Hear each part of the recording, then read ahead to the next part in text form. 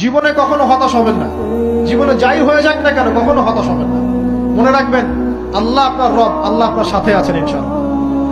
এই সমাজ আপনাকে যেভাবে শেখায়, কিভাবে শেখায়, এই যে স্কুল, কলেজ, ইউনিভার্সিটি, চাকরি, বিয়ে, সন্তান প্রতিপালন, আর তারপর ইন্না লিল্লাহি ওয়া ইন্না ইলাইহি রাজিউন, এই তো শেখায় নাকি?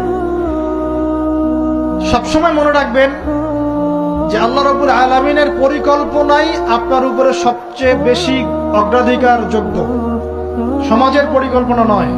পরিবার আপনাকে চাপ দিচ্ছে, চাকরি পাস না, পড়াশোনা করিস না, হ্যাঁ পড়াশোনায় কেন তুই 80 নম্বর পাইলি না, কেন চান্স পেলি না, কবে চাকরি পাবি, কবে আমাদেরকে দেখবি, খাওয়াবি, পড়াবি, এই যে চাপগুলো চারপাশ থেকে আসে কিনা, এতে করে অনেক যুবক দেখা যায় মাদকাসক্ত হয়, অনেকে দেখা যায় আত্মহত্যা করছে, ইদানিং করছে কিনা ভাই?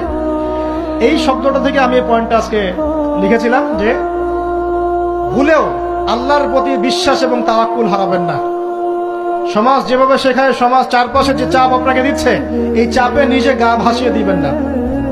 আপনি আল্লাহর কাছে দোয়া করবেন, আল্লাহর কাছে পথ চেয়ে নিবেন এবং আল্লাহর প্রতি তাওয়াক্কুল ভরসা করবেন। কখনো আত্মহত্যার পথ বেছে নিবেন।